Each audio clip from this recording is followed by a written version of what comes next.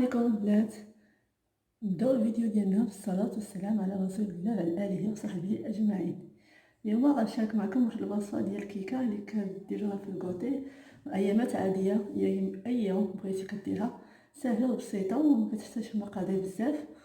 ونديرو معكم دابا هاد الوصفه ونتمنى تعجبكم وتنال الاعجاب ديالكم وديروها تجربوها في ديوركم. ونبداو دابا بالمقادير. عندنا في هاد الوصفه هادي كنحتاجو 4 ديال البيضات، 4 البيضات.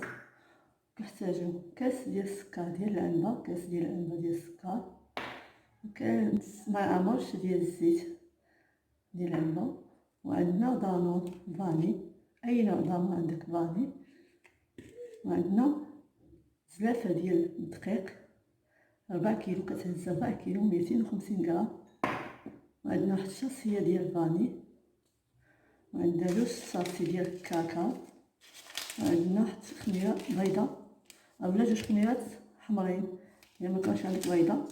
وغندير نسموها بالنسكافي، شويه النسكافي، معلقه صغيره نسكافي، وقشور حامضه. وهذه الكيكه هذه كتجي بالنسمه بالنسكافي وبالكاكاو، كتجي زوينه ورطبه وسهله التحضير وما كتحتاجش الوقت بزاف. ودابا نبداو في الطريقه ديال التحضير. البيضات غنديرو في المول نخلطو فيه، غنديرو فيه 4 ديال البيضات بهذا الشكل هذا على حراره المطبخ، يكونوا ديجا خرجتيهم على حراره المطبخ.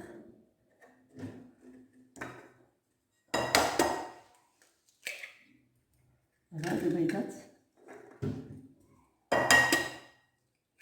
ونضربوهم مزيان، نضيفو ليهم كاس ديال السكر وقبصه ديال الملح، نضربوهم مزيان بالضرب الكهربائي.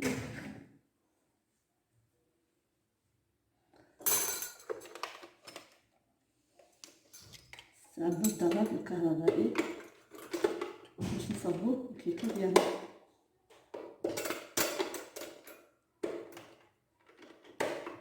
غنديرو نضربو قبصه ديال الملح ديالنا مزيان.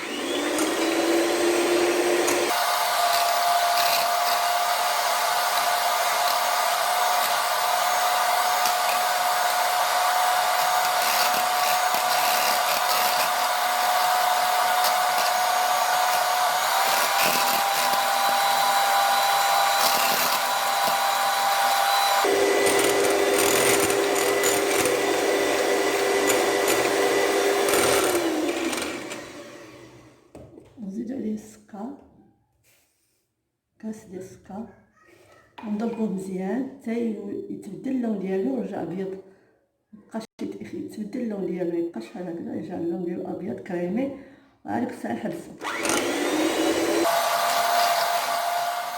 ضربناه مزيان يتبدل اللون ديالو بدا ابيض كريمي بحال هذا الشكل هذا. البيض والسكر ضربناه مزيان طلع لينا.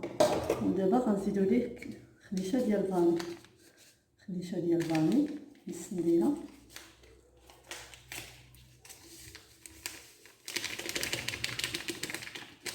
وغنسمو مازال بشويه ديال حامضه محكوكه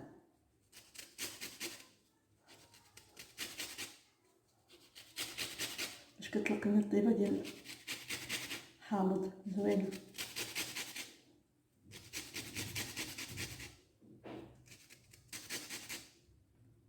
ونضيفو المكونات بالتدريج. دابا غنخلطو هذا ونضيفو بالتدريج الدقيق، الزيت ودانون وخميشه ديال الفاني ديال الكاكاو. ودابا نخلطو شويه.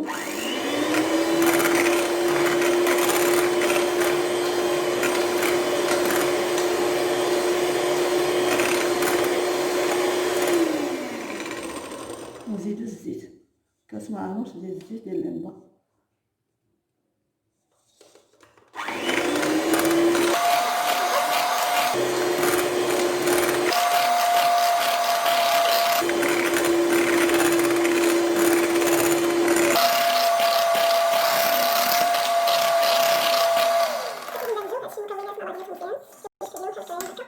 الزيت والسكر والبيض كيندمجو مزيان غنزيدو ليه دانون فاني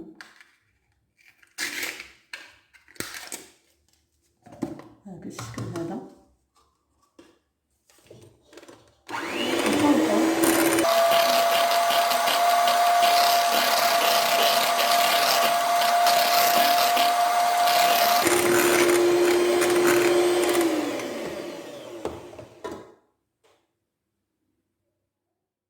مكونات مزيان، الزيت والسكر والبيض تولي بهذا الشكل هذا، وفاني دانون تولي بهذا الشكل هذا. غنضيفو ليه معلقه صغيره ديال نسكافي، معلقه صغيره من نسكافي اختياري. يعني انا بغيت نكتب نسكافي اختياري، بغيتي ديري مبغيتيش ديري ما عندكش ماشي دعوه.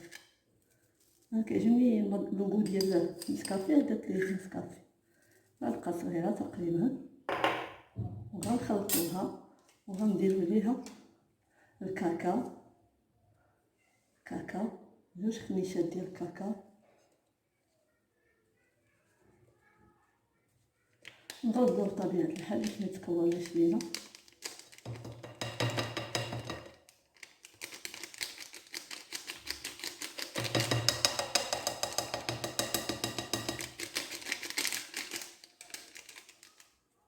الكاكاو كيتواتى مع نسكافيه مزيان، كيتواتى مع مزيان في الغو. انا بغيت تجي الشوكولا شويه ماشي بيضه، بغيت نديرو بيضه ديرو بيضه. تحيدو غير هذا الكاكاو وتحيدو النسكافيه وديرو فيه المكونات نفس المكونات، دانون والبيض والزيت نفس الطريقه.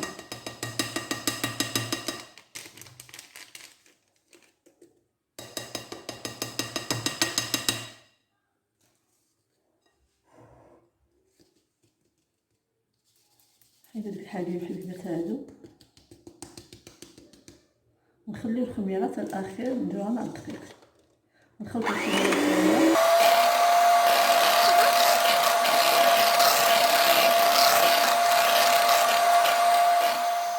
الكاكاو وخلطنا نسكافيه وخلطنا المكونات مزيان بهذا الشكل هذا. اللون ديالها كيفاش ولا اللون ديالها. غنضيفو ليها الدقيق ديجا غربلتو غنخويه بشويه بشويه ونخلط شويه بشويه. وإلا باقي خاصني نزيدو، انا درت غير عبار تقريبا، ما درتش عبار هو هذاك نيشان. حيت كان عندك البربير كبير غديري كثر، تحتاج اكثر من 4 كيلو. نديرو شويه هادو 4 كيلو. شوفوا نضيفو الخميره نغلبوها شويه باش متكونيناش حبيبات.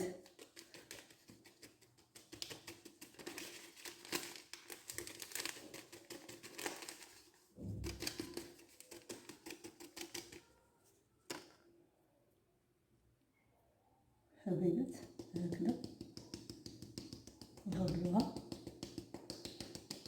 نحركوها هكا.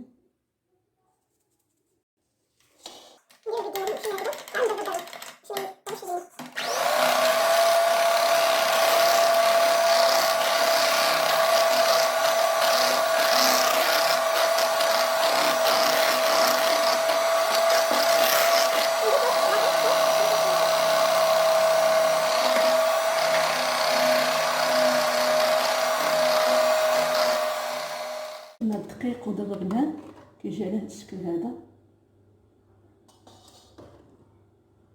الدقيق احتاجنا بزاف ديال الدقيق، 4 كيلو ديال الدقيق. ودابا غنزيدو كمرحله نهائيه انا كنضيف ليها الخل الابيض، نص معلقه صغيره تقريبا هكذا، معلقه صغيره ديال الخل. هي الخل كيهشش لينا الكيكه، كتخليها هشيشه من داخل كاضافه من الاخر. نخلطوها مزيان وكنديروها في المول ديال الكيكه.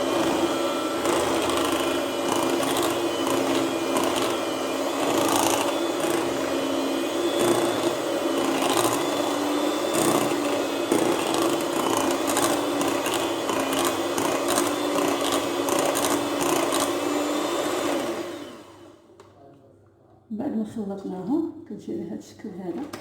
حيدو الضرب الكهربائي صافي سالين عندنا مزيان، نديرو مزيان. ونكون نشعل الفران يسخن شويه. كما خوينا هذا ديجا دابا شعلتو. دابا غنخويه في المول ديال الكيكه داير نتقوم من الوسط هكا. دهنتو بالزبده ودرت ليه شويه ديال الدقيق، درت ليه شويه ديال الدقيق هكا ودرت ليه الزبده. دابا غنخوي فيه الكيكه ديالنا هنا، نقلبوها الفوق يدينا الفوق ونخوي الكيكه على هذا الشكل هذا. نتمنى تجربوا هاد الكيكه هادي ساهله مكتحتاجش الوقت بزاف والمكونات ماشي بزاف. نديرها في اخر لحظه. دابا انا درتها في اخر لحظه. بعض المرات كتسمى كتلقايش شنو تاكلي في الكوطي ولا حتى حاجه، ديري هاد الكيكه احسن. صافي شنو كليتي في الدار. فيها لوغو ديال نيسكافي ولوغو د كاكاو، كتجي هريمه. نتمنى تجربوها. انا كنديرها في الايام العاديه هكا في الكوطي الدراري.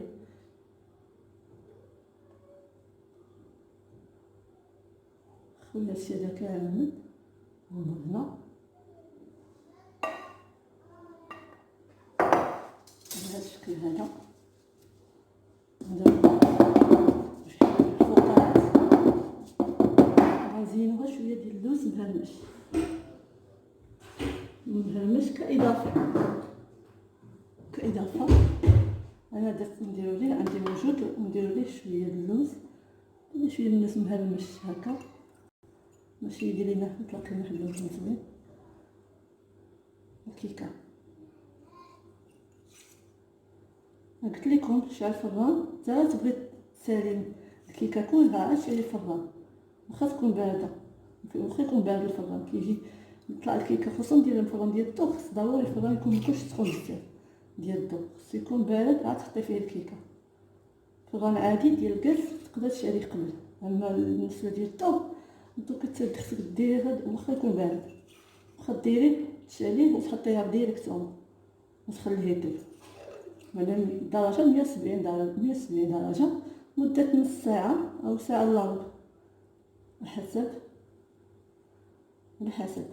نخليوها طيب على خاطرها طيبها في الفران.